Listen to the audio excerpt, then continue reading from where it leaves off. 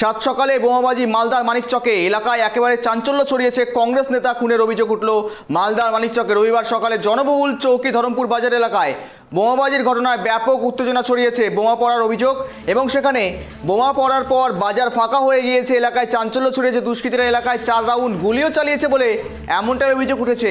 এই ঘটনায় এক শিক্ষক এবং সবজি বিক্রেতা আহত হয়েছেন বলে সূত্র মারফত খবর পেয়ে দ্রুত ঘটনাস্থলে পৌঁছায় মানিকচক থানার পুলিশ। ঘটনাস্থল থেকে বোমা উদ্ধার করা হয়েছে। এই মুহূর্তে পুলিশ সূত্রে জানা গিয়েছে ধৃত কংগ্রেস নেতার নাম মোহাম্মদ সৈফুদ্দিন। তিনি এলাকারই পঞ্চায়েত সমিতির কর্মাধ্যক্ষ ছিলেন।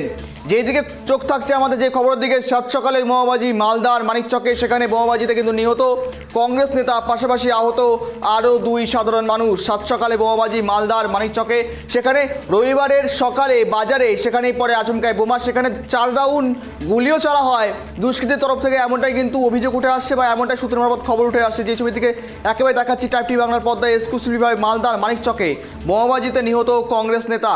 তিনি এলাকারই পঞ্চায়েত সমিতির কর্মাধ্যক্ষ ছিলেন, এমনটাই সূত্রের মারফত খবর। ইতিমধ্যে এলাকায় কংগ্রেস নেতাকর্মীর কংগ্রেস নেতাকর দেহ রাস্তায় রেখেই অবরোধ করছেন তারা।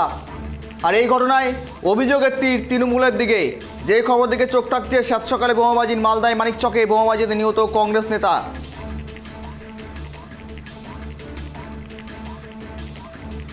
এই সমস্ত বিষয় নিয়ে আমরা আপডেট নেব। আমাদের প্রতিনিধি ফোন কলে জুড়ে রয়েছে রুহুল। একেবারে সাত সকালে বোমাবাজির অভিযোগ, বোমাবাজিতে নিহত কংগ্রেস নেতা, পাশাপাশি আহত 2। এই মুহূর্তে বর্তমান পরিস্থিতি কি?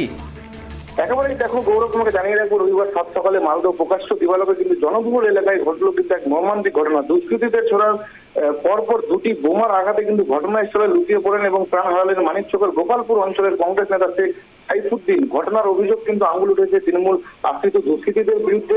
মৃত কংগ্রেস নেতার ছেলে অভিযোগ করেছেন, এদিন সকাল 9টার সময় তার বাবা কিন্তু মানিকচক ধরমপুর স্ট্যান্ডের কাছে বাজার করতে গিয়েছিলেন। ওই সময় 4-5 জন দুষ্কৃতী মুখ ঢাকা অবস্থায় তারা কিন্তু বাবাকে লক্ষ্য করে গুলি চালায় এবং তারপর 2টি বোমা ছোড়েন।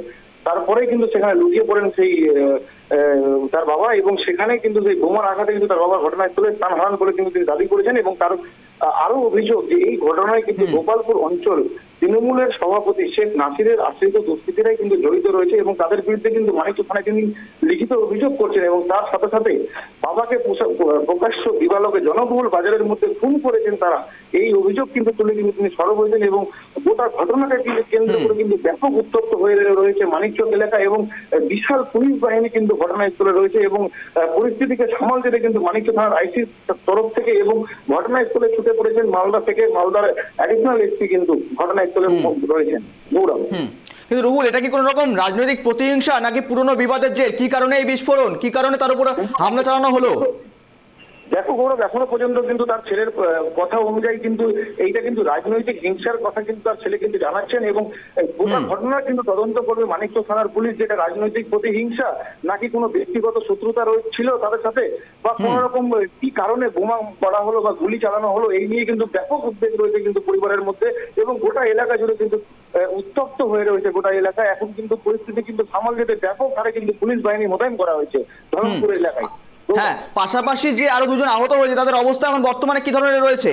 দেখো, তাদেরকে ঘটনাস্থল থেকে উদ্ধার করে সাথে সাথে কিন্তু মালদার মেডিকেল কলেজ হাসপাতালে নিয়ে আসা হয়। তারা কিন্তু আশঙ্কাজনক অবস্থায় কিন্তু মালদা মেডিকেল কলেজ হাসপাতালে ভর্তি রয়েছেন এবং তাদের কিন্তু চিকিৎসা শুরু করেছেন ইতিমধ্যে ডাক্তারবাবুরা। এবং এই ঘটনায় যারা জড়িত রয়েছে তাদেরকে কিন্তু তাদের উদ্দেশ্যে কিন্তু পুলিশ কিন্তু তল্লাশি চালাচ্ছে এবং পুলিশ কিন্তু গোটা এলাকায় কিন্তু একদম ঘিরে ফেলে রেখেছে। অর্থাৎ রুহুল, এখনো পর্যন্ত কোনো আটক বা কোনো গ্রেপ্তারি প্রসঙ্গে কোনো রকম এখনো পর্যন্ত কাউকে গ্রেপ্তার করা সম্ভব নেই, তাই তো?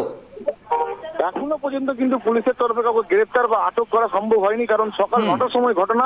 এবং যে দুষ্কৃতীরা বাইক নিয়ে এসেছিল, যে দুষ্কৃতীরা বোমা ছুড়েছিলেন বা গুলি চালিয়েছিলেন, সেই বাইকের কিন্তু সূত্র ধরছে পুলিশ। এবং এলাকার যে ধরমপুর যে বাস স্ট্যান্ড রয়েছে, সেই সংলগ্ন এলাকায় যে সমস্ত সিসিটিভি ফুটেজ রয়েছে এলাকার দোকানে, সেই সমস্ত সিসিটিভি ফুটেজ কিন্তু খতিয়ে দেখছে পুলিশ এবং দ্রুত কিন্তু দুষ্কৃতীদের ধরতে কিন্তু পুলিশ সার্থক হবে বলে কিন্তু জানিয়েছে পুলিশ মানিকচক থানার আইসি। একেবারে রুহুল, সমস্ত আপডেট রাখো, সমস্ত নজর রাখো। তোমার কাছে আবার আসার চেষ্টা করবো। আপাতত ধন্যবাদ তোমাকে।